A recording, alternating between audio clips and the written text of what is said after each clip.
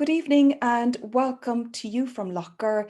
You are all very welcome to this, our first live online webinar. This webinar will focus on history and archaeology. My name is Kate Harold and I am manager for the Lough Gur area. We have an incredible lineup of guest speakers tonight, and to introduce them is our Master of Ceremonies, Billy Mcglinn. Now, before we get to Billy, I would just like to mention that if you have any questions for our guest speakers, you're more than welcome to add them into the chat section at the bottom of your screen, and we will try and answer as many as possible by the end of the evening. So now to Billy. Billy has been a long-time supporter and advocate of Lough Gur for many years. He also has a PhD in folklore, a BA in archaeology, and he is a professor of folklore at university level. So I hand you over now to the very capable hands of Dr. Billy Mcglinn. Kate, it's more an honor dumse a bheith an sa an nacht an géad ócáid líne do Lough Gur rud nua gan daut rud nuálach é seo a ggur áit ársa. Agus is mór an pléisiúr dumse na cainteoirí fad an nacht a chur an nuail chuoibh am a tnú go mór le níad a chlos agus tá súla go mani sibh tainehas chomá. Thank you, Kate. It's a great pleasure to be here on this very first, the inaugural online experience for Lough Gur. For me, it's a great honor to be able to introduce the very fine panel that we have who are going to speak on a range of topics, which are, of course, very relevant not only to our historic understanding of Lough Gur, but also to contextualize that in a modern perspective. So just a few words of introduction, I suppose, for me. As Kate said, my initial experience with the center there has been through bringing students to visit Lough Gur. But of course, not only did I go and visit Lough Gur when I was young, it always formed a part of my youth growing up that we would go and visit it as a beautiful place to go, but also a place that is redolent with story. But it featured on the archaeology syllabus, on the folklore syllabus. It's a very rich place, as we're all aware. So it was part of my formal education as well in university. I've always found the center and the approach of the center to be innovative, to be dynamic, and always finding new ways to present the cultural richness that you find here at Lough Gur, which really is incomparable in terms of a single site. I've gone back over the years through various different ways to engage with the community and with the center. And I'm always grateful for the opportunity to do it, because really I'm impressed and constantly at the efforts of Kate and the team to bring Lough Gur to the public in a fresh way, in an informative way, and in a way that is meaningful. When you look at Lough Gur, when you observe Lough Gur, you kind of take it all in as from a gestalt point of view. It becomes immediately apparent that Lough Gur is a living landscape. Each generation writes their story onto the landscape, writes it over the past, with the past, and there's this constant reinterpretation, this reimagining of Lough Gur. The power of this ability for Lough Gur to speak to the present, and a very significant example of this would be, I suppose, we see the Norman invaders, we see the Fitzgerald family and Gearóid Iarla, this very powerful conquering group who came to the area in the 12th century.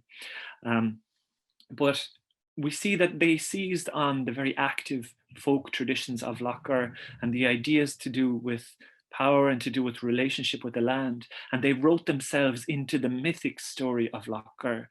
The idea of Gearóid Iarla and the Swan Maiden seems to be drawing on mythological ideas to do with the territorial goddess of the land. So the power of Lough Gur to make this outsider group essentially feel a part of the story is indicative of the way in which each generation, each iteration, each group of settlers or people who encounter the lake and encounter the landscape of it, and how essentially we can become part of Lough Gur, and Lough Gur becomes a part of our story as well.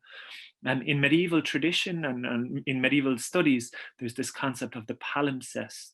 A palimpsest is a manuscript or a sheet of vellum.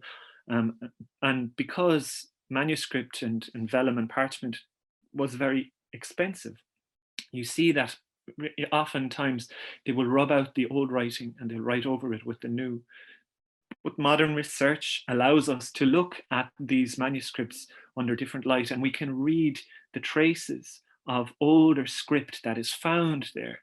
So I think the idea of the landscape of Lough Gur being a palimpsest is something that's very important.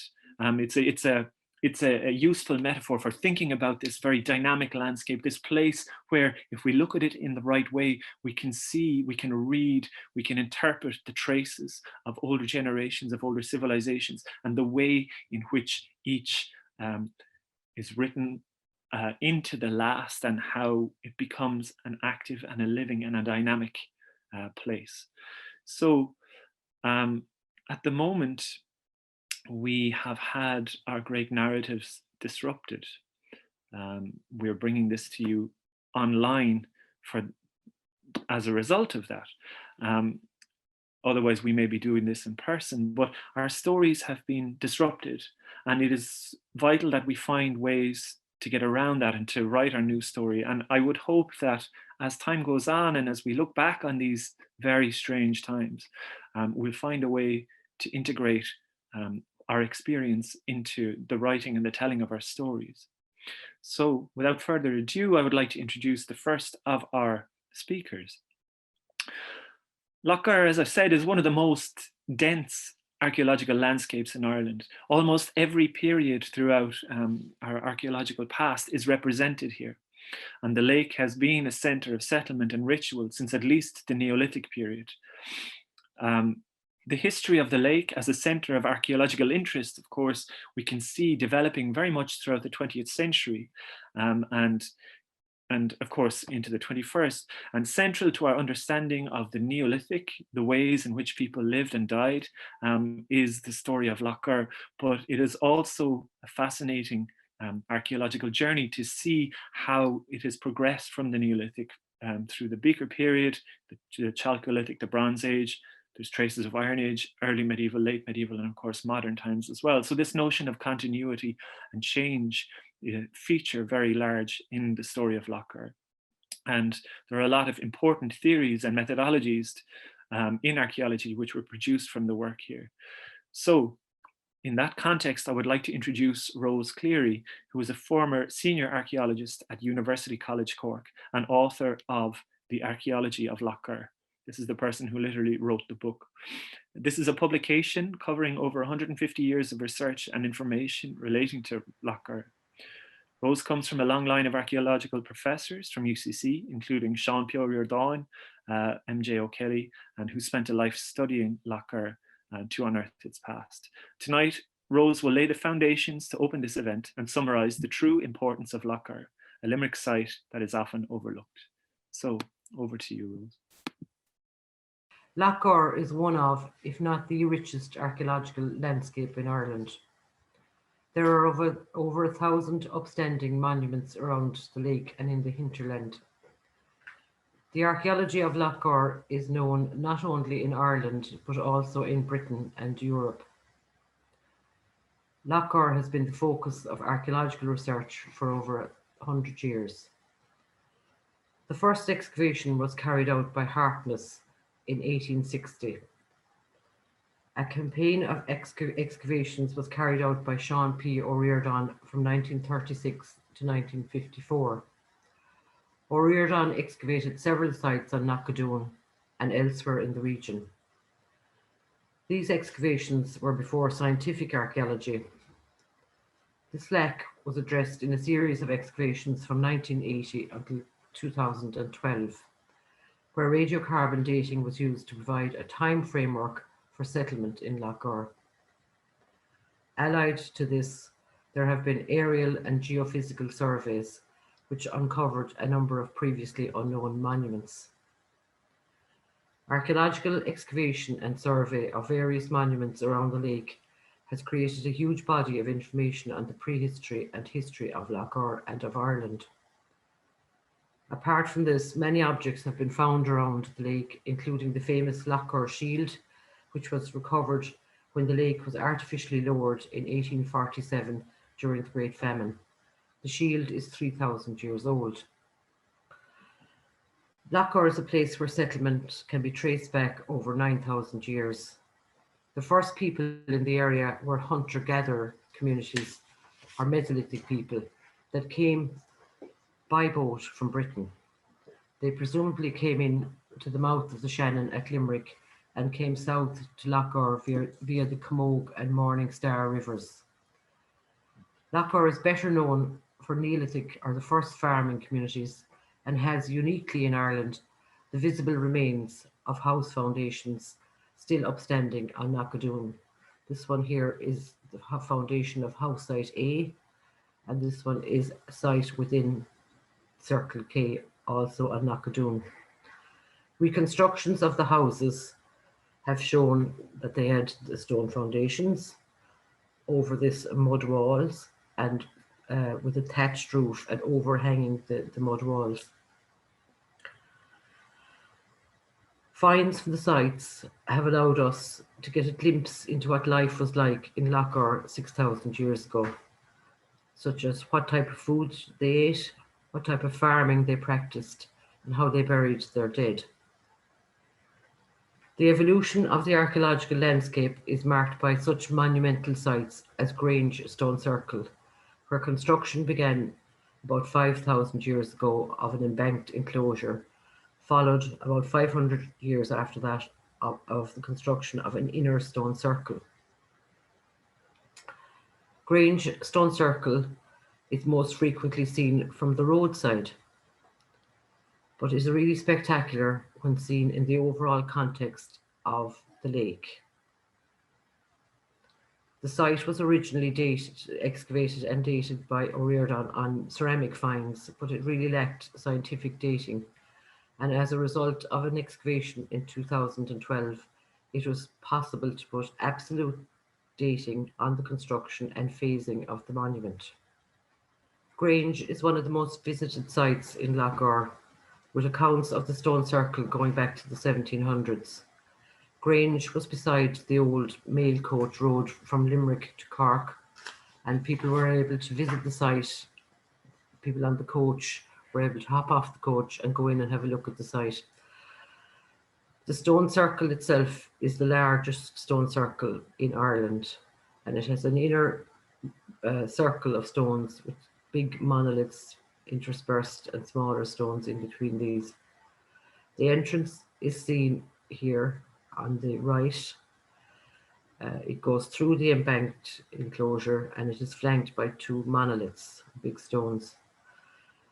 And diametrically opposite the entrance, there's two stones which are set together and form a V-notch. And it is through this part of the site from the west that the sun sets. You can see the line of the sunset here on the winter equinox, which is around November 8th. The line of the sun sets here and goes through the V-notched area and out onto the entrance. When the site was first surveyed in 1912 by Bertram Windle, he commissioned Captain Boyle Somerville to look at the astronomical alignment of the stone circle. Boyle Somerville observed that the circle was orientated onto the sunset on November 8th.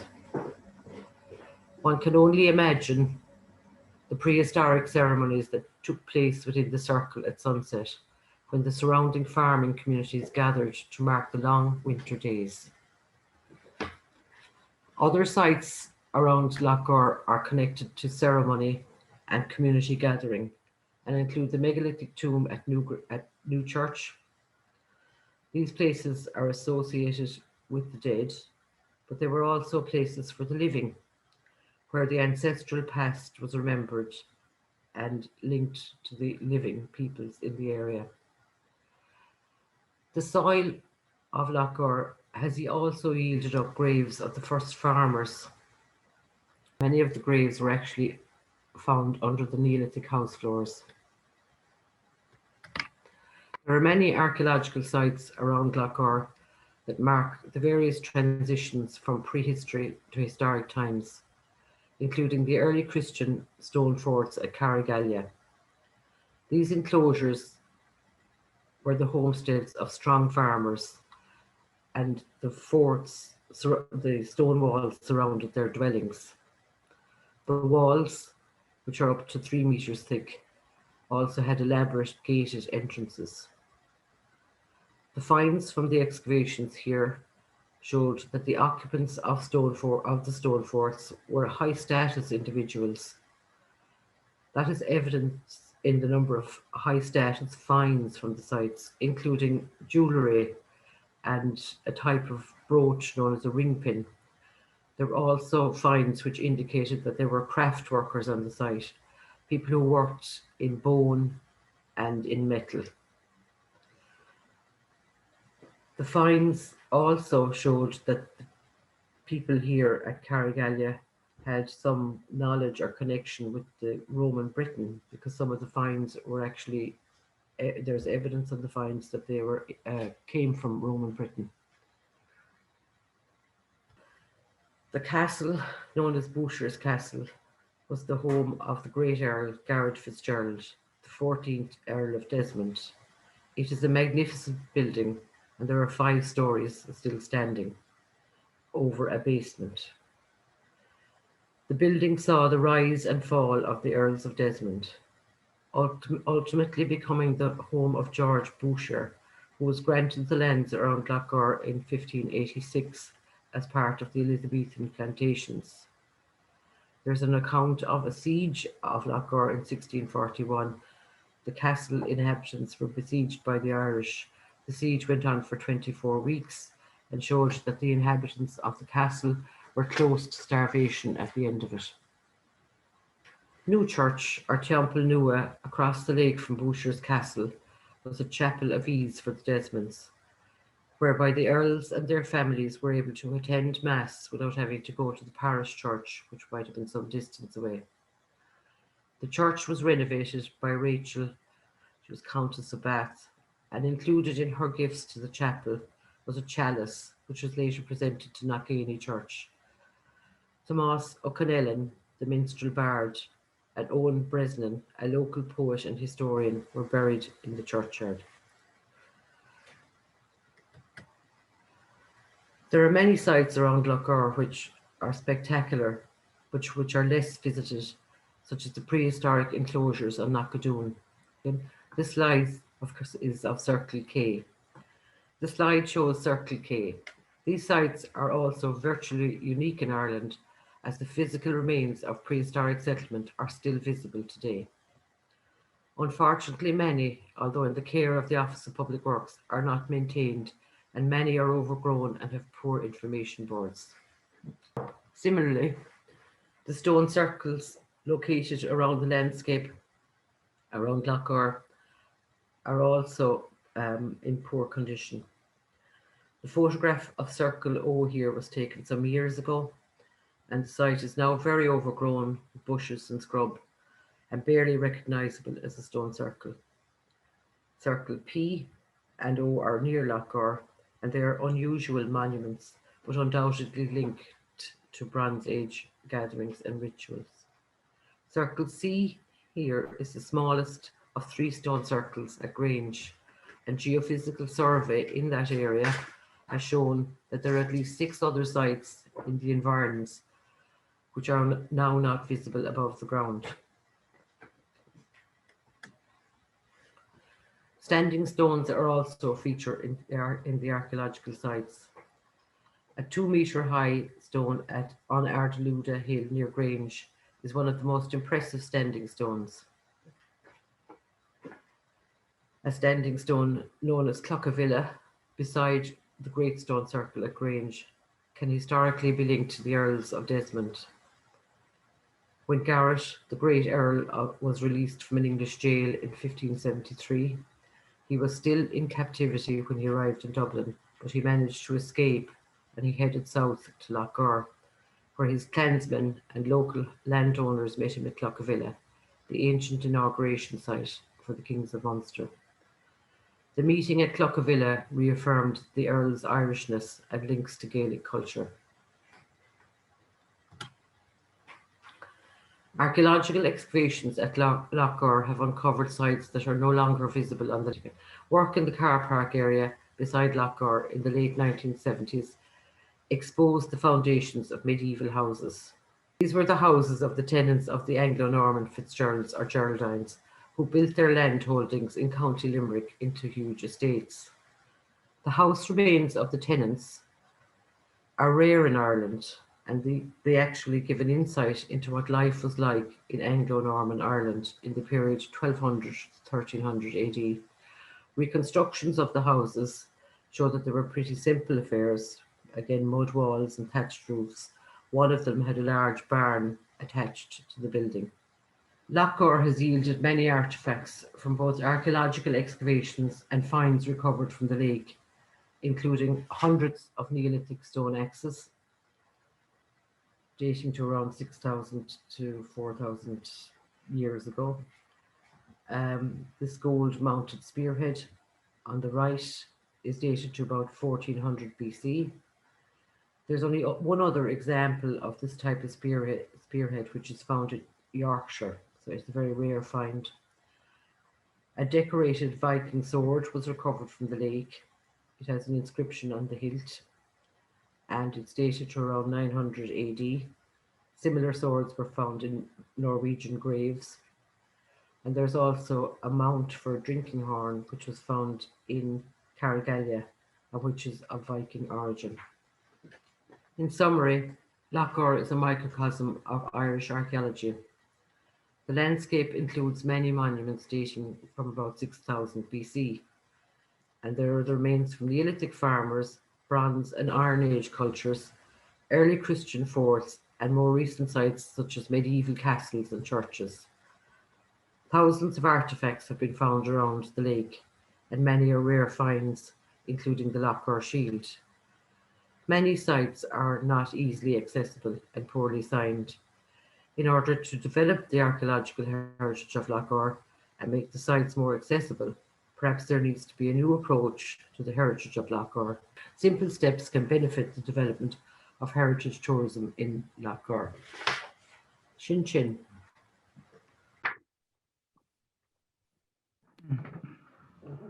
Míle maith Rose, bhí sé se Harbheith spéisiú gur míle, bhí sé go díal ar fad.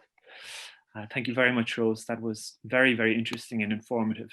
I think it was wonderfully insightful. That's great.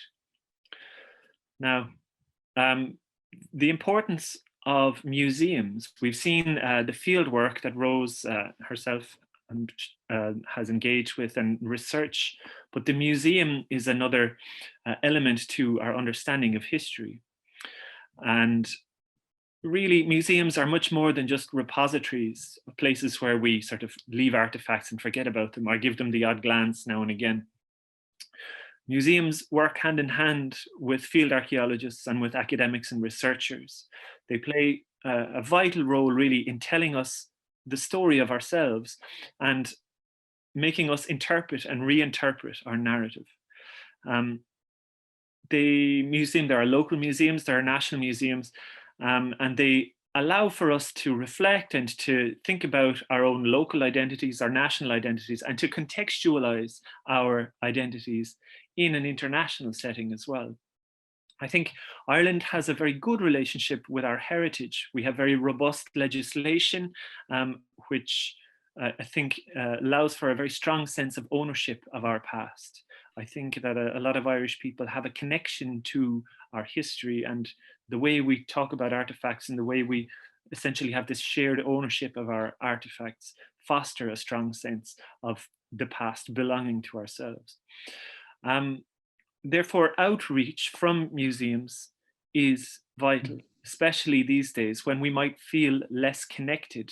You know, if we don't have the same opportunities to go out and to visit places, then outreach from museums is all the more important in the current context. So therefore, I would like to introduce Matthew Potter, who is a curator of Limerick Museum and an honorary fellow of the Department of History of the University of Limerick. He has published 16 books and numerous articles with a primary focus on the history and heritage of Limerick and the history of local government. Matthew has spent considerable time delving into the Limerick Museum collections to uncover Lough Gur finds, and those will be revealed tonight. So over to you, Matthew. As you mentioned, my name is Matthew Potter and I'm the curator of Limerick Museum. Tonight, I want to talk to you about the collection of Lough Gur related items in Limerick Museum. They total 105 objects, of which 24 are archaeological, 46 are photographic, and 35 are what I will call miscellaneous. In this paper, I will begin by giving a brief history of Limerick Museum. Then I will examine the central importance of archaeological objects in Irish museums until recent decades.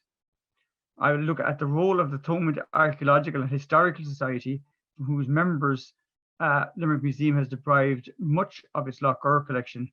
And finally, I will give a brief overview of the Lough Gur objects themselves that we have in Limerick Museum. So to begin with the brief history of Limerick Museum, founded in 1907 and opened in 1916, Limerick Museum is the oldest of the 12 local authority museums in the state, and it is wholly owned and funded by Limerick City and County Council. It has some 62,000 items, a selection of which are on display, while the majority may be viewed on the online catalogue. Since 30th of May 2017, Limerick Museum has been housed in the former Franciscan Friary on Henry Street. The mission statement of the museum is to collect, preserve, and display objects relating to the history and heritage of Limerick City and County. The story of Limerick City and County is presented through its objects, from Stone Age axes to medieval coins, from the civic sword of Queen Elizabeth I to medals presented to veterans of the 1916 Rising.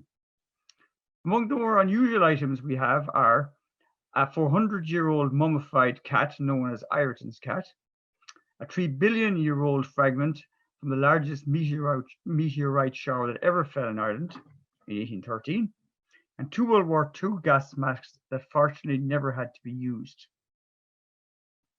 I will now look at the central importance of archaeological objects in Limerick Museum. And can we have the next slide, please? During the early decades of Limerick Museum, archaeological objects from the 3 classic periods of the Stone, Bronze, and Iron Ages were regarded as the core element of the museum's collection. This is because archaeology, along with language revival and history, played a major role in Irish cultural nationalism. Archaeology could be used to assert that a flourishing civilization had existed in Ireland before the Norman invasion, one which produced great literature and art. Significant archaeological finds, such as the discovery of the Tower Brooch in 1850, the Ardagh Chalice in 1868, and the Broighter Hoard in 1896, were the counterparts of the Tan Boy Cuina and the Book of Kells. Also, archaeological finds provided a tangible link to this glorious past in the shape of objects that could be seen and handled in the present. It provided material evidence to corroborate the literary evidence that had already been discovered in Gaelic literature. Also, archaeology helped create a series of sacred spaces or sites that could be used by various strands of nationalism to validate their position. And of course, Lough Gur was one of the most important of these. Also, of course, the resurgent Catholic Church ascribed particular importance to the numerous monastic ruins, round towers, and high crosses. Finally, for the political nationalists, archaeology seems to demonstrate that the Irish nation had inhabited the island for centuries and thus was the rightful owner and rulers of the country. All of these trends may be discerned in the development of Limerick Museum. Thus, when in 1940 to 41, Robert Herbert, Limerick City Librarian and curator of the museum, compiled what may be described as the first catalogue of the museum collection, which he published in the North Munster Antiquarian Journal, he divided it into a number of categories. antiquities of stone. Secondly, antiquities of bronze, including 3 gold ornaments. Thirdly, Celtic and early Christian periods, which are subdivided into pins, bronze brooches, glass beads, silver ring money, and miscellaneous. Fourth, Limerick Corporation antiquities. 5, coins. 6, newspapers. 7, maps and plans. 8, local Limerick manufacturers. And 9, early 19th century Limerick banknotes. Herbert clearly regarded the archaeological objects as being the most significant part of the collection, as he devoted 5.5 pages of his published list to the first 3 categories, i.e. the Stone, Bronze, and Iron Ages, compared to less than 2 pages for the remainder. Accordingly, it is in this context that we must situate the national and local importance of Lough Gur. Although it has been, as Rose Cleary has pointed out, a celebrated site since the mid-19th century, its modern significance dates from the excavations carried out there by Professor Sean P. O'Riordan between 1936 and 1954. These were extensively publicized by the contemporary media and were regarded as important evidence of the greatness and antiquity of the Irish nation. In 1940, Professor Riordan himself even delivered a lecture to the Geographical Society, which was reported in the Irish Independent under the headline, Archaeology, Enemy of Partition. Soon after, the Irish press carried a report on the Lough Gur excavations, which asserted that, quote, nobody whose blood is Irish can fail to take an interest in the work that is being carried on in this most richly productive of all sites, which bear a clue to the shape of things Irish in the immemorial past. The Irish press went on to say that, quote, a knowledge of our beginnings, however remote, is essential to the building up of our story as a race, unquote. I will now look at the role of the Thomond Archaeological Society and its antecedents. Limerick Museum owes its origins and much of its archaeological collection to the activities of the Thomond Archaeological and Historical Society. It was founded in 1892 under the name of the Limerick Naturalist Field Club, the purpose of which was, quote, the study of natural history, botany and geology, especially of the Limerick district, unquote. In 1897, it changed its name to the Limerick Field Club and its aims to the, quote, study of natural science, photography and archaeology, especially of the Limerick district, unquote. Originally rather Protestant in its ethos and membership, it later became more of a representative of all faith communities. Throughout its existence, the Field Club drew its membership from the local professional bourgeoisie and gentry, and among its most prominent members were the 2 brothers, Dr. William Fogarty and Dr. George Fogarty, and the architect-engineer Patrick J. Lynch. The Field Club ceased to exist in 1913, but an offshoot, the North Munster Archaeological Society, existed from 1908 to 1919. After a decade in abeyance, it was re-established as the Thomond Archaeological Society and Field Club in 1929. The Field Club tag was adopted in 1940, and the word historical was added to the name of the society in 2004. The Limerick Field Club was very important for the future development of Limerick Museum. Firstly, many of the leading figures in both fields, such as Dr. George Fogarty and Patrick J. Lynch, were actively involved in establishing the museum. Secondly, many objects from their collections were later acquired by the museum, often by donation. As we shall see, this is also true of our Lough Gur collection. Thirdly, the Field Club created a greater awareness of Limerick's history and heritage through its published papers and field trips. Over the years, Lough Gur featured frequently both as a subject for articles in its journal, the North Munster Antiquarian Journal, and as a destination for its field trips. I will now look at the Lough Gur related objects in Limerick Museum.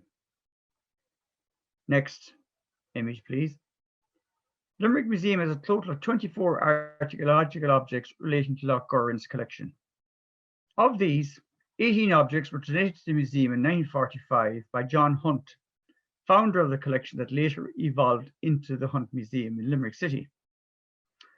Hunt worked with Professor O'Riordan on the excavations in Lough Gur from 1940 to 1954, and actually lived in Lough Gur from 1951 to 1964.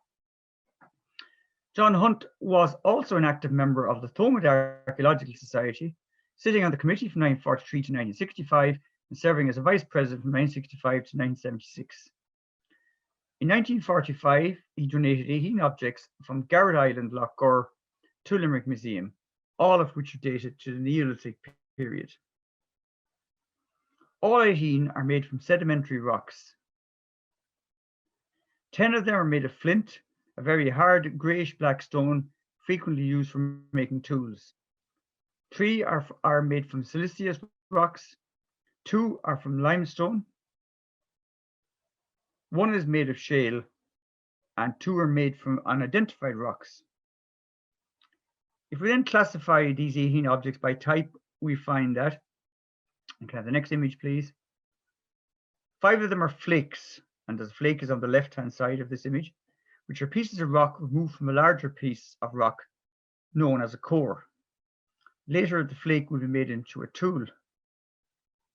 8 of the objects are blades, and you can see one of them pictured on the right, which are flakes that are at least twice as long as they are wide and have sharp edges along the longer edges. Can I have the next image, please? 4 of them are scrapers, one of which you can see on the left, which are tools that were used in woodworking and working on animal hides. Scrapers were made by chipping the end of a flake or blade in order to create one sharp side, with the other side left as the wear to enable the user to hold it. And the last of these 18 objects is a core, seen on the right, which is the remnant of a piece of rock from which flakes or blades had been detached. You can have the next image, please. 3 of the archaeological objects were donated by the Auchmuty family, a Limerick merchant family who had a stationery and news agency at 6 William Street. All 3 of the Auchmuty donation are Neolithic stone axe heads. These axe heads would have been mounted on a handle of wood or bone and would have fulfilled a variety of functions. Naturally, most served as weapons, but some were used for shaping wood, and many axes were used ceremonially as offerings in shrines, sanctuaries, and graves. On the right, you can see one object donated by the Earl of Dunraven. It is a bronze spearhead from the Bronze Age, obviously, shaped like a leaf, and with sockets, it would have been attached to a long handle, probably of ash or pine wood. We also then have an object that was a bronze dagger that was purchased in Sotheby's in 1980, and we have a Bronze Age sword, which would have had a wooden handle. Can I have the next images, please? The 19th century, an era of great archaeological discoveries, coincided with the invention of photography. From the start, the camera was regarded as an immense improvement in drawing and paintings as a means of recording archaeological sites. It was also used by amateur archaeologists and historians, such as the membership of the Thomond Society and its predecessors. Despite technical and physical challenges, these early photographers left a significant body of works documenting ancient sites, which are still of immense value. Limerick Museum has a total of 46 photographic images relating to Lough Gur in its collection. Of these, 23 were donated by Joseph A.N. Wallace in 1940 and 1941. A nephew of Dr. William Fogarty, one of the founders of the Thomond Society, Wallace was a merchant of Limerick City who had a jewellery shop in O'Connell Street for many years.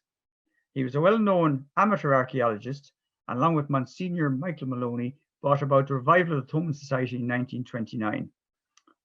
Wallace served as president of the Society from 1950 to 51 and also contributed many articles to the Society's journal. 14 of our photographs belong to the estate of Ernest Henry Bennis. E.H. Bennis was also a wealthy businessman in Limerick who ran a grocery shop on O'Connell Street, was heavily involved with the Thomond Society, and published a number of books and articles on Limerick history. 8 of our photographs are from Thomas Pearce of Adair, who was from Ballybunion in County Kerry but lived most of his life in Adair. He served as treasurer of the Thomond Society from 1964 to 65, secretary 57 to 71, and one of the vice presidents from 1972 to 86. Many of the photographs from Pearce's donation were taken by Dr. George Fogarty of the Limerick Field Club. I finally come to our final category, which I call miscellaneous. And Limerick Museum has a total of 35 miscellaneous objects related to Lough Gur in its collection. 4 of these items were donated by Thomas Lynch of Southfield Gardens, Ballinacurra. From Mill Street, County Cork, Thomas Lynch fought with the old IRA in the War of Independence and was principal of Grange National School, County Limerick from 1932 to 1967. His donation consisted of 4 pike heads found in Lough Gur, one of which is pictured here on the right. These had been used during the Fenian attack on Kilmallock Police Barracks during the Rising of 1867. We also have another object in this category, a basket-hilted iron sword with a wooden handle, also found near Lough Gur. Most of the remaining miscellaneous objects in our collection consist of ephemera, which serve to illustrate how the opening of the visitor centre in 1981 began a period during which Lough Gur was marketed professionally as a major destination for what we'd now call the culturally curious visitor to Limerick. And can I have the final images, please? Thus, in our collection, we have promotional leaflets for the visitor centre from the 1980s, a brochure from 1988 showing the top visitor attractions of the Shannon area, including, of course, Lough Gur, programs for the Midsummer Festival, I should say, of 1994, and the Summer Solstice Festival of 2007, both of which were held in Lough Gur, and 5 postcards of Lough Gur from 2011. So in conclusion, I want to say that Limerick Museum is very proud of its associations with Lough Gur, as demonstrated by these objects in its collection. I want to thank Kate Harold, manager of Lough Gur Heritage Centre, for inviting me to take part in this conference. Thank you very much. Buchas, Matthew, thank you very much.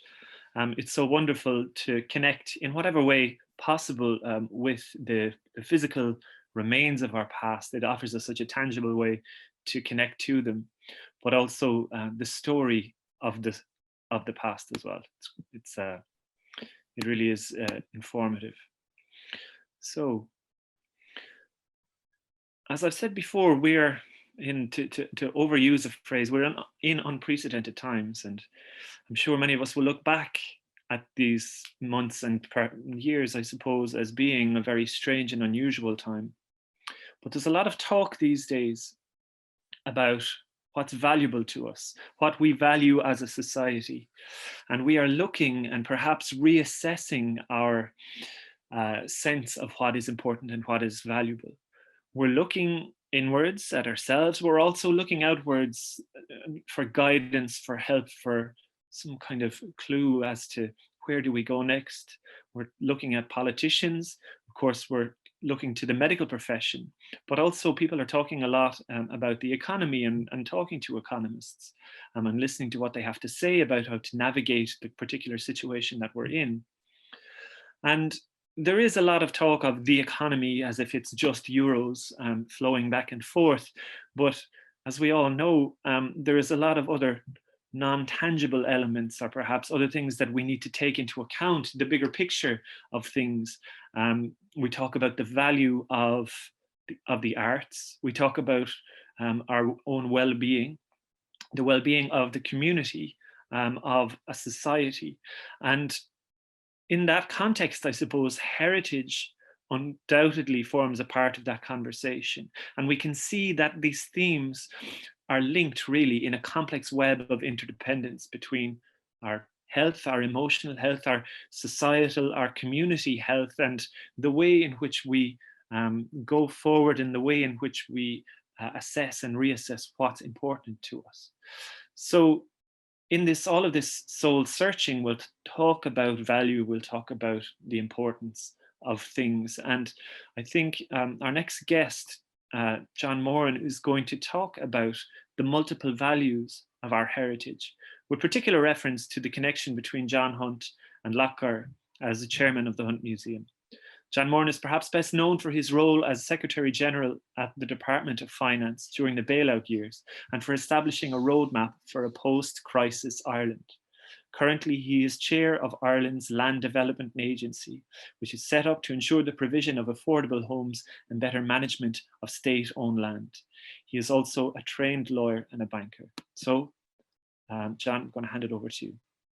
First, I want to really thank Kate for the opportunity to be able to speak today. I mean, I suppose in many ways, the most important thing is that we are essentially trying this out for Lough Gur for the first time ever. And I think it is such that these days, most of our heritage and cultural amenities are undergoing tremendous change. And it's brilliant to see Lough Gur embracing the same kind of challenges and doing so well. So I feel a bit like a fraud today, having listened to the last two presentations about so much, information about Lough Gur and indeed the museum in Limerick, which of course is a super facility. What I don't want to do tonight necessarily, because I think we've had two presentations, as I said, I wouldn't be able to match them in any way. So it's not necessarily going to focus so much on the Hunt Museum itself in Limerick, but rather on sort of how we think of the Hunt and how the Hunt could come together with Lough Gur and the other museum in the way we rethink of things across the way sort of, we operate in Limerick together. The most important thing, as Billy said, is I think we've gone through the last couple of months and done a lot of soul searching about ourselves individually and as a community and indeed as a country. And that has led to sort of, I suppose, in some ways, an affirmation of many of the things that perhaps we took as truths ourselves, but maybe also awakened in us some other sort of new desires that we can build on as we go forward.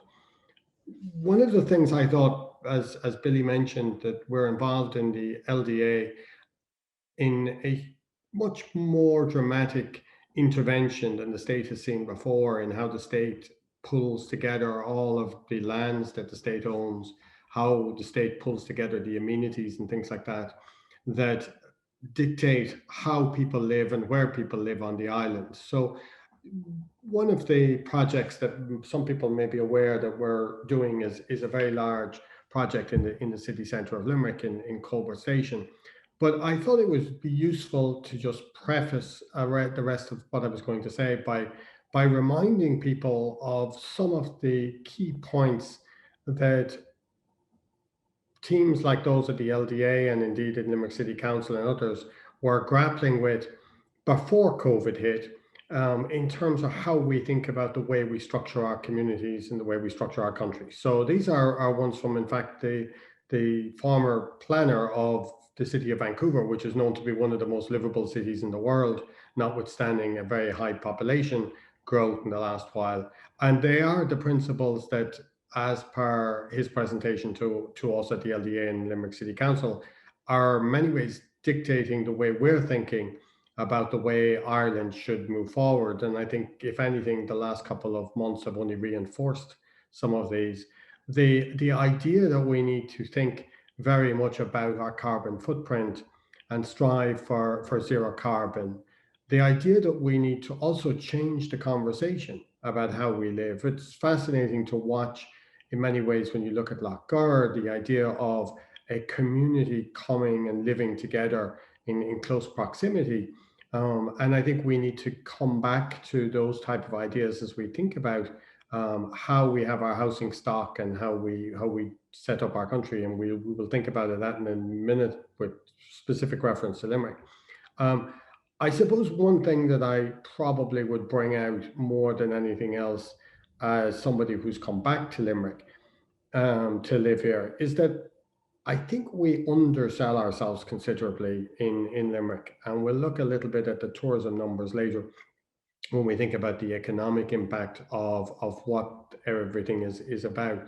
But essentially, I often describe Limerick as a great sort of, unknown secret, creeping out there in recent times. But I think the thing we noticed when we started at the hunt a couple of years ago at the board, going through sort of a new strategy, was that while a lot of us knew about the hunt, actually very few people knew the hunt. And more particularly across the rest of Ireland, there was probably a bubble in which the hunt was very well known, but in reality, we hadn't broken very far out of that. And that's something that I think is a lesson that we need to really think about very hard as we think about our own amenities in the region. Um, in order to do transformation, to make things work much better, the other thing that we know, and I'm sure Kate knows this better than anyone else with the rest of her team in Lough Gur, is that you do need to persevere and you do need sort of a lot of energy, you need political will, if you're going to change the way things operate. And in a sense, it needs a continuous level of improvement over and over again, but building on solid foundations. And it was fascinating to see Matthew's brochures there of Lough Gur being part of the Limerick tourism scene for many decades now, and how it's repositioning itself as a key part of that offering is really important.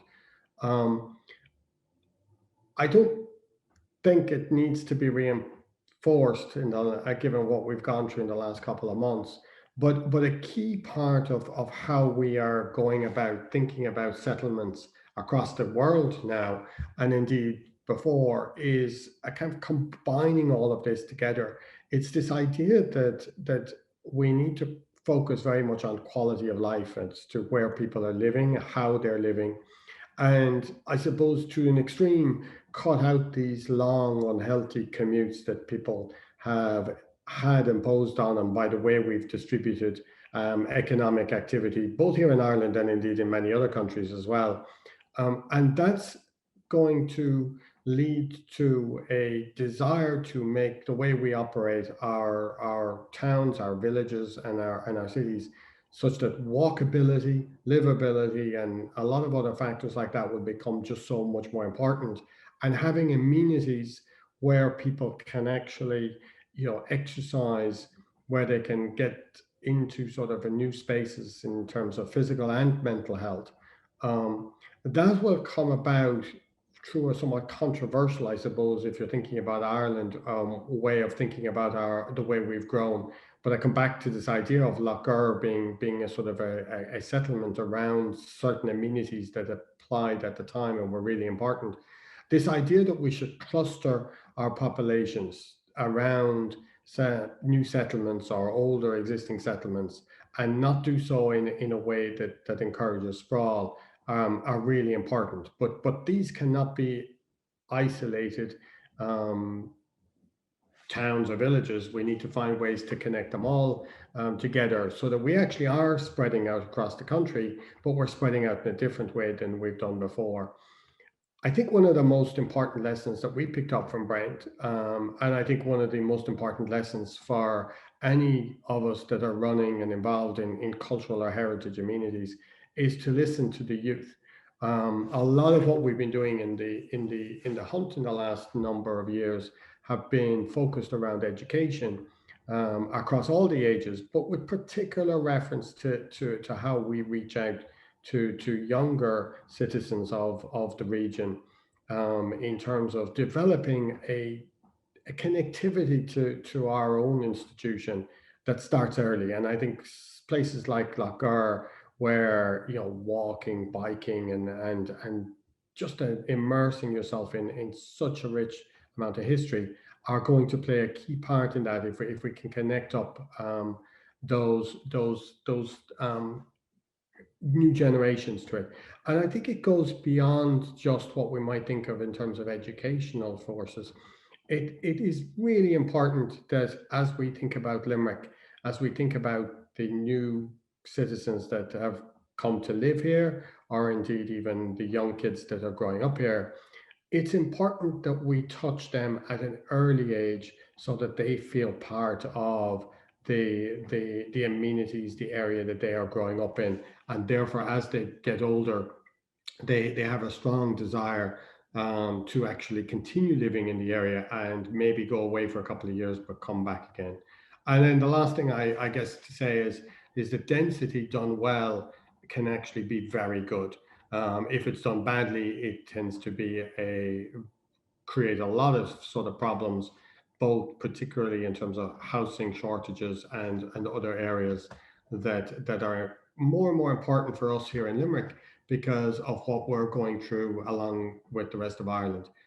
Um, the other thing I wanted to try and just bring out today as we think about sort of, how we plan our lives and how we plan the role of areas like Lough Gur in those, is I think we can also, I think Ireland is a nation of parishes all connected together, and thanks to the GA we become sort of counties when we put the parishes together, and fierce rivalry between areas.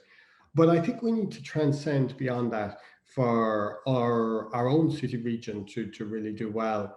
And indeed, thinking of our region as a very different kind of conglomerate, so to speak, than just the county of Limerick, or maybe even the county of Limerick with a bit of Tipperary and Clare thrown in. This is a region here dotted in blue where there are near over 1.25 million people. And you can see the fabulous range of companies that are set up there, the research facilities, the connectivity that we have to other areas, particularly through Cork Airport and Shannon Airport. And although their numbers are declining in the last number of years compared to Dublin, I think part of that comes from this idea that we don't necessarily think of that entire area as almost itself a region that could compete with Dublin, and therefore in doing so challenge our own institutions, museums, cultural institutions, to be of a scale in terms of visitor numbers and the rest that is comparable to those in Dublin, and then ultimately challenge our government and our TDs to make sure that the funding for those institutions and the collections that they build up remain of a standard that is comparable as well to what's available in the capital, so that we do have this regional balanced development that we've all strived for decades and failed to deliver. But I think COVID gives us a super chance to do that. Speaking to, I suspect, a largely Limerick audience, I don't necessarily need to belabor this, but I think, in fact, Nick Denzer of one of our newest FDI companies put it probably even better than the why Limerick, to say why not Limerick. We are about to see in the country a population growth like we probably haven't seen for a long time, with about 1 million people forecasted under Project Ireland 2040 to choose Ireland as their home. And if the distribution as expected is to go ahead, then that means that Limerick is going to grow by over 50,000 people. Which is huge growth and will put a huge strain on the amenities that we have, but also create a huge opportunity for us, I think, to finally get it right, and to put forward the whole region as a region with a hugely interesting in historical richness that actually is probably able to stand with the best of what we have in Ireland, but indeed internationally, whether it's the old medieval neighborhoods, the Bronze Age, the prehistoric sort of history that we see in Lough Gur, all the way through to the Georgian centre of Limerick. I had a recent situation where we were describing Limerick and its Viking and medieval culture to some people in Kilkenny who were very upset, thinking that they were the medieval city and forgetting just how much is in Limerick in the first place. And I think, again, it comes back to this idea of whether we do a good enough job of collectively marketing what we have. Of course, that requires funding, and I go back to the point I mentioned earlier, which is I think there needs to be a greater understanding of the value of amenities like Lough Gur and the City Museum and others to the way we live and the way we actually market Limerick, not just as a tourism destination to international tourists, but rather as effectively a place where people should want to live. I heard recently that people are stopping now talking about the idea of attracting companies to locations, given the facility at which we're all doing remote working.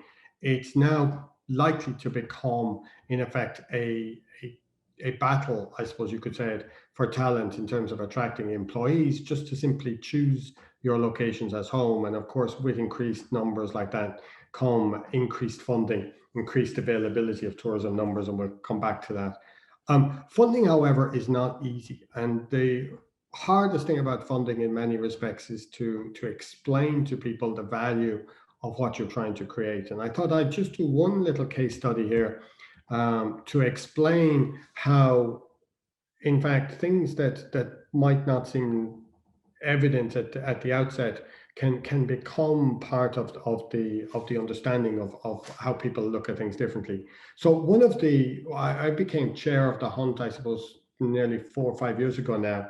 But one of the things I was really determined to try and do, if we could, was to raise the funding to actually open up the garden that's around the hunt. And of course, that comes in line with what I just mentioned about the likelihood of the city growing in population and the need for high quality outdoor spaces that we can actually call and say are available to everybody 24/7 right through the week. And so we came up with this project to develop the garden that's around the hunt. People may be aware that there's or was in the back a significant railing, in effect cutting off the hunt both physically and in many ways metaphorically from the rest of the city, which we were anxious to take down, which we've taken down earlier this autumn. And we had a competition to get designers in to actually design the garden. But going back to what I said about getting children and kids involved in the things, made a reach out to actually have some designs done by some local school kids that actually in many ways were really informative for those of us on the judging committee. And we put the winner here on this slide because they saw the world differently than we adults did. And what was important to them was not the same as what was actually coming through in the garden designers, with the result that we put forward the winning entry from the schools into the finals, so that actually the adult designers, if I call them that, were obliged in between round 1 and round 2 to take account of the ideas in this first one and actually bring those forward in terms of their own thinking before their final judgment. But then, of course, COVID hit, and we got hit immediately with the inability to fund this along, I suppose, what you would consider to be more traditional lines. And it was at that point, in terms of our conversation with the board, that we came up with this idea of making it into a really sort of physically, so to speak, community garden, by allowing people to memorialize their own selves in this public space, so that forever and evermore, they or their loved ones, particularly those that were impacted by COVID, or frontline workers that they wanted to remember for things that had happened during the last couple of months, would be memorialized in this garden as a result of the timing of our project hitting such a traumatic time for the city and indeed for the country. And it was amazing just how much the population of Limerick and others responded to this. And I suppose, if anything, for me, what was really nice about this is, although we raised lots of other money in the end through significant sort of donations, it was the distribution of the funding for across the whole community that was really nice to see. That reinforces this idea of a local community. But at the same time, we also know that our community, excuse me, is hurting at the moment. The impact this year to tourism across the whole nation is going to be dramatic, as we all know. And even here in Limerick, the Chamber of Commerce of Limerick recently did a study that actually analysed the impact of COVID on tourism and came up with some very interesting numbers. not surprising numbers, but interesting because they dug deeper into them, and that presents us with a really visible opportunity that we can talk a little bit about more again. But first, some sort of numbers just to get a sense of the scale. The tourism industry to Limerick alone is worth some 307 million. It's worth something slightly less than that, about 250 million to Clare, and Tipperary adds another sort of 100 million or so, or somewhere just short of that. These are very significant numbers because if you think about the analysis is that in effect, every €1,000,000 worth of spending in tourism supports about 27 jobs. So, of course, the flip side of that in 2020 is that with dramatic drops in tourism funding, many jobs are at stake. But on the other hand, if you look at it positively, if Limerick can actually find a way to grow its tourism revenue by something close to about a third, then it means that we could actually create sort of nearly 3,000 jobs at a time that we are in serious need of jobs, with much of the retail and tourism industries suffering badly. And that might seem like a big tall order in terms of how we do it. But one of the things that jumped out of me when I was looking at that report in the context of preparing for this, and you'll forgive me if I just look down a little bit here, is that when you look at the counties of Ireland, there are two things that jump out from Limerick compared to its even close neighbours.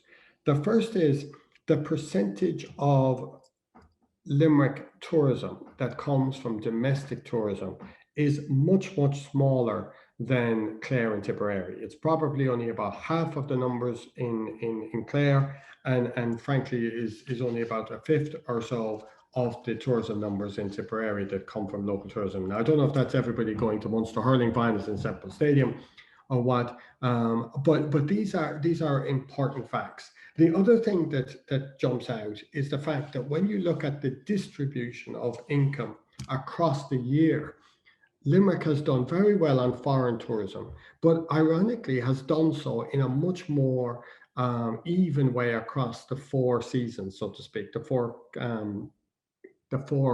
sort of, different seasons of the year, with from 55 million to 95. So while there's a peak in the summer, the trough in the winter is not as much, with the winter season actually contributing 71 million. And I think that reflects the fact that it is a city, and it therefore becomes a city destination, which is becoming more and more popular in other places. And therefore we need to do a better job of selling the entire region.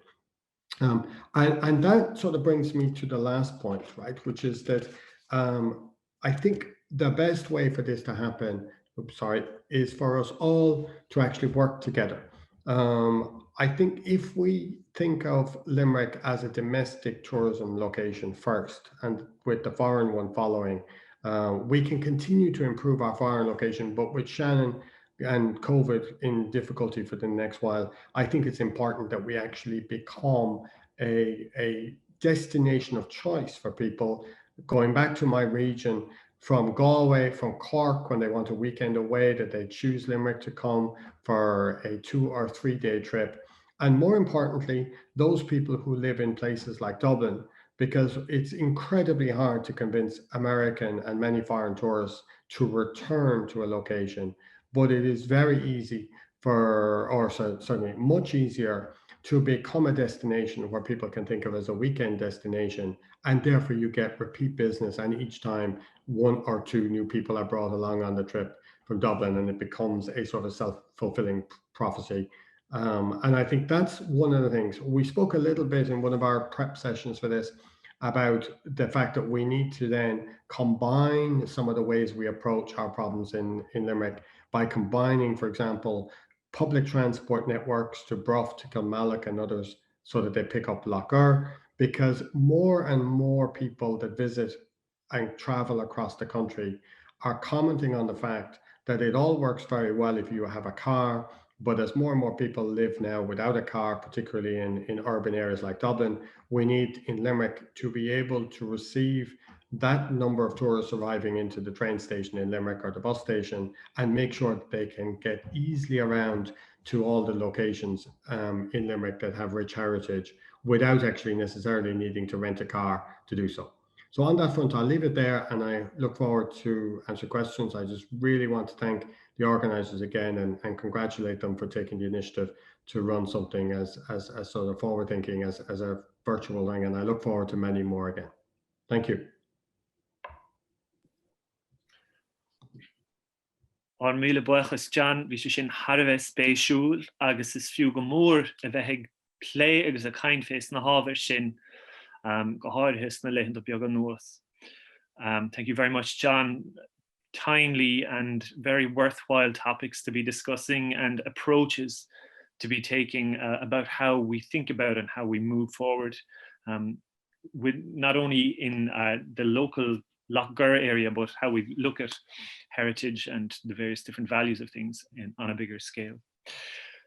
So folks, you have heard from all three speakers. So now I'm going to hand over the reins to Kate, who is going to go through some of the questions that you have been posting enthusiastically here in the Q&A section. So I'll hand over to Kate. And so many excellent speeches and covering so many different angles of Lough Gur, and we have lots of questions coming in, and feel free to keep sending in questions. I have at least one, if not two, for everybody, for all of our speakers. And I would like to maybe start, because can you believe it, we're almost 8:20 already, and I will start with the first question for Rose. Rose, we have a question here from Fergus, who has asked, could circle O, K and P be used as cattle or sheep herding points, or were they likely to be used as dwellings? The two stone circles were excavated by Sean Pierre Reardon. Circle P actually has burials underneath the mound, so it's very unlikely, and it's actually a mound, it's not really a stone circle. It's very unlikely to have been used as a cattle corral.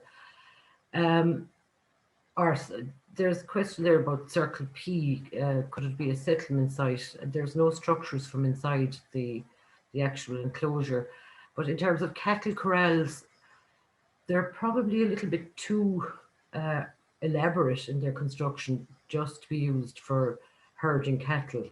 They're much, because they're stone circles. P itself has a big embanked structure around an inner stone circle, and they're much more likely to be linked into kind of ritual and ceremony in prehistory rather than just cattle corrals. Okay, thank you. Thanks, Rose. Yeah, thank you.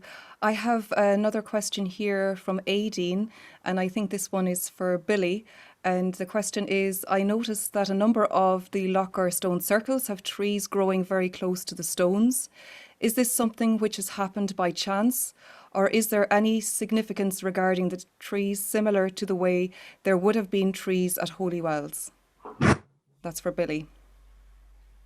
I think the short answer is that it might be a coincidence, really. I think part of the reason why the trees are growing there is because we have a tendency to leave monuments like this alone and not be farming too intensively up against them.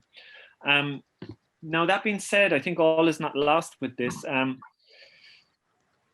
Two things jump to mind when thinking about the relationship of trees here. One of them would be the fact that it's not, the ideas of beliefs and the significance of these places are not static.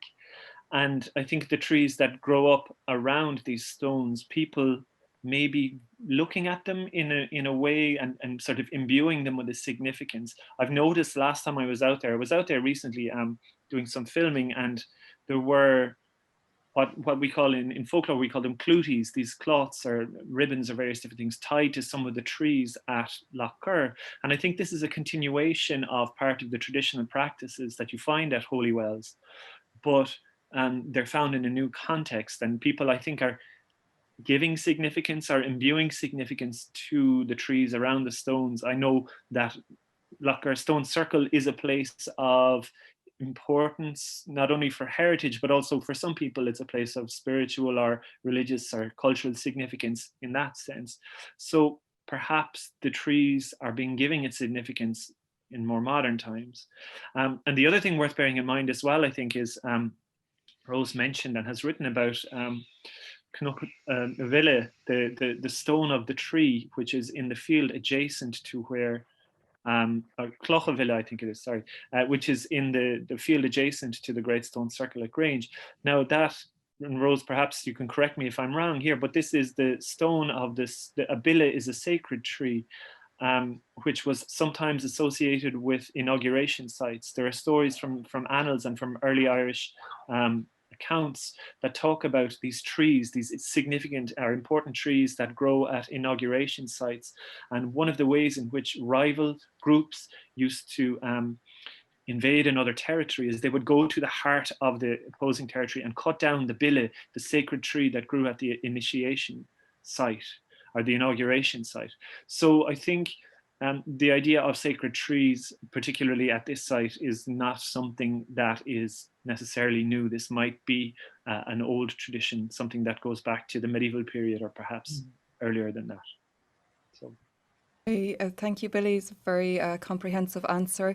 I have a question now for Matthew before I move to a question for John. So Matthew, I have a question about how do you keep Limerick Museum as one of the key attractions in Limerick City? What is it that you do to make Limerick Museum interesting and attractive for people to visit when they are in Limerick City? I think that's a very good question. I suppose one aspect of that is to enhance our online offering. And this is an example of where the COVID crisis has provided some advantages as well as obvious difficulties, because of course we have been closed to the public for quite a long period this year as a result of the COVID crisis. But this in turn has impelled us to extend what we have online. So, for example, while we always had an online presence, it has been greatly improved. We have put a number of exhibitions that we had previously held online now. We have actually designed exhibitions that are entirely online. For example, we had, as part of the decades of centenaries, the library service and the museum. We collaborated in producing an exhibition on the centenary of the local elections of 1920, when Sinn Féin took over the whole local government system outside of Ulster. And I suppose another aspect of our outreach and our publicity is to work with other stakeholders. And for example, we're going currently we're working with the Hunt Museum and with the Limerick City Gallery of Art. The three of us, the three institutions, have put together a program called the Three Muses, which is an educational program. And this again comes back to what John Moran mentioned there. This is an educational program which is introducing a whole new cohort of visitors, and indeed potential visitors in the future, to the museum. And I think another aspect of that is, of course, this collaboration that's going on here in this conference tonight, because Kate Harold and I, for example, have discussed the possibility that many of these objects that I discussed in my paper could be displayed in the Lough Gur Visitor Centre. And I think another improvement to our whole tourism offering would be the concept, a greater sort of collaboration between all the different stakeholders, which we've already done to some degree, in that, for example, we in the Limerick Museum, we have literature and pamphlets and booklets and so on, referring to the Hunt Museum, referring to the art gallery, referring, of course, now to Lough Gur as well. And I think if this is a reciprocal arrangement between all the cultural institutions, that we're not just working on our own, that we tell visitors, well, I hope you enjoyed this visit to the Limerick Museum, but have you been to the Hunt Museum? Have you been to St. Mary's Cathedral? Have you been to the art gallery? Have you been to Lough Gur? So I think that it's all a matter of creating an offering that is very much a global phenomenon and that we're all part of. Thank you, Matthew. Yeah, we absolutely do tell people to visit the museum as well, of course, when time allows and when it's possible. And I think, like everybody else, that you have moved online and we have moved online. It's the only way. It's the only way to go from here on in, for the moment, anyway. Look, there's nothing like getting into the room together and going to somewhere. But when we can't, I mean, this is the next best alternative. I have one more question, and that will be for John. And then I will just give you a summary of speeches to come in December and in January, a whole range, a suite of online webinars. And then I will hand you over to Billy to close this event very shortly. So the last question for John is, how do we engage the major corporate employers in the Limerick region to see the benefit of the amenity of Lough Gur to their business and their workforce?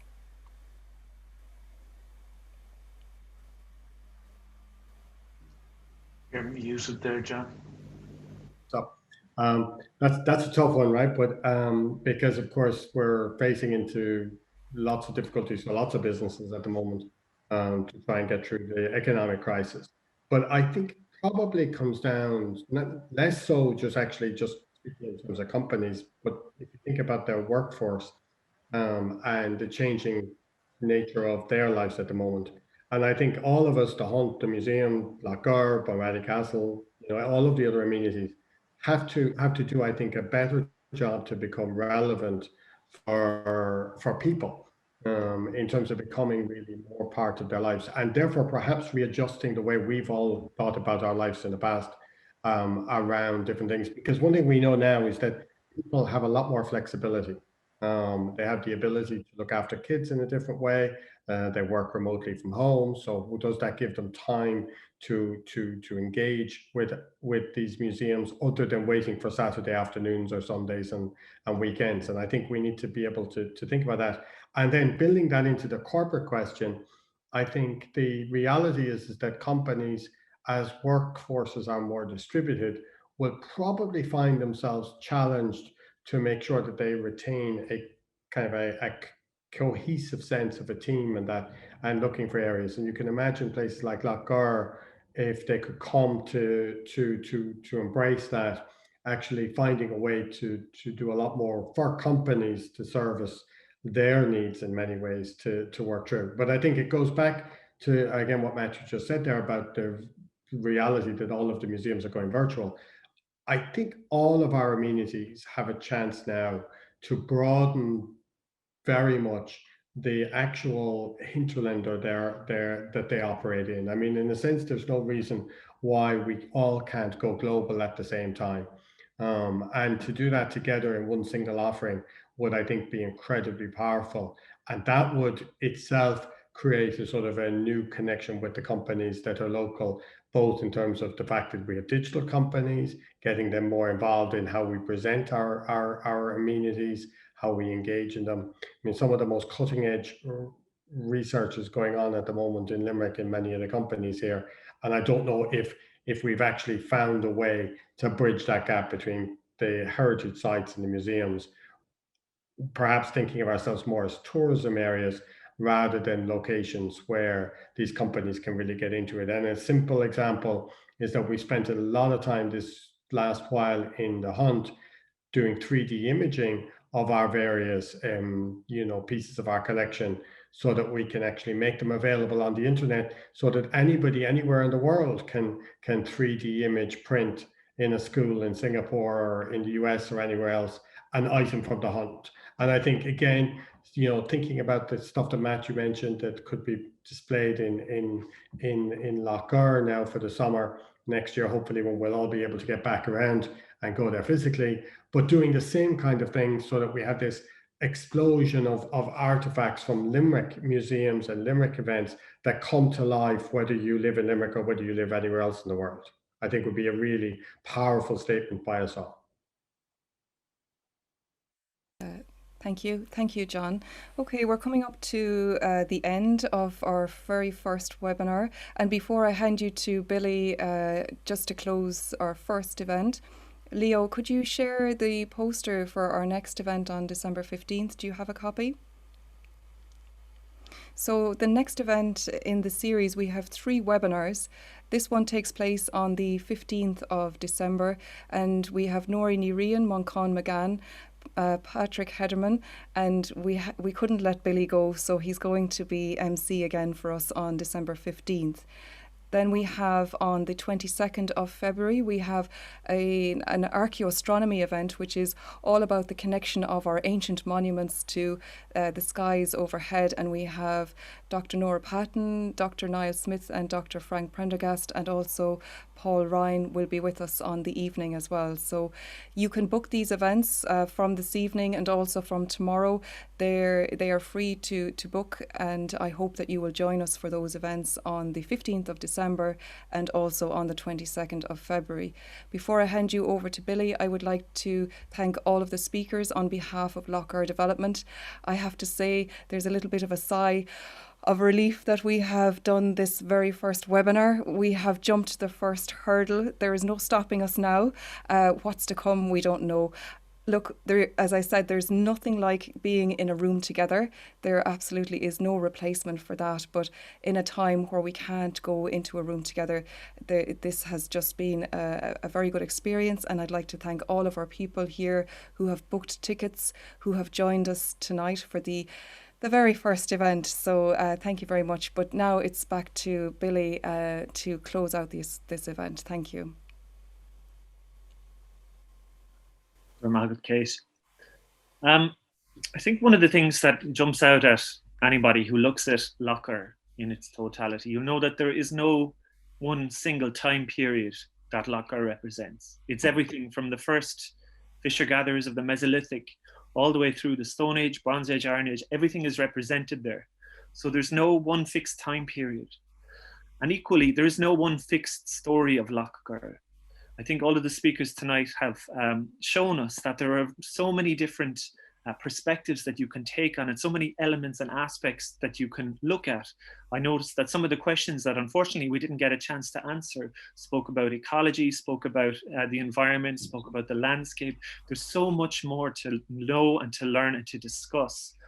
And I would also like to thank all of you for joining us, because ultimately, as academics, as researchers, as people who are sort of spend their lives engaging with heritage, ultimately we could just be talking to ourselves, and it would be most unfortunate if that was all we did. So I'm so grateful for all of you to join us here to engage in this conversation, because ultimately Lough Gur is representative of our heritage, our shared heritage, and it is a conversation, it is a topic that we need to engage with each other on constantly.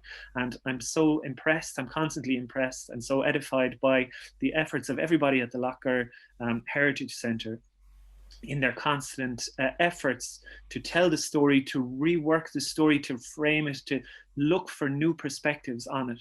So in summation, I would just like to say, Gurv Mille Machgif fad as Chacht as a vet Salin a Nacht, agus Gunairi Gal Lishin Kirda o Koid Eleta Sulagon Gomeg Shivlin Dondarad Son Homa. Thank you very much for joining us, and I look forward to seeing maybe some of you at our follow-up events. Gurv Mille Machgif agus Iava.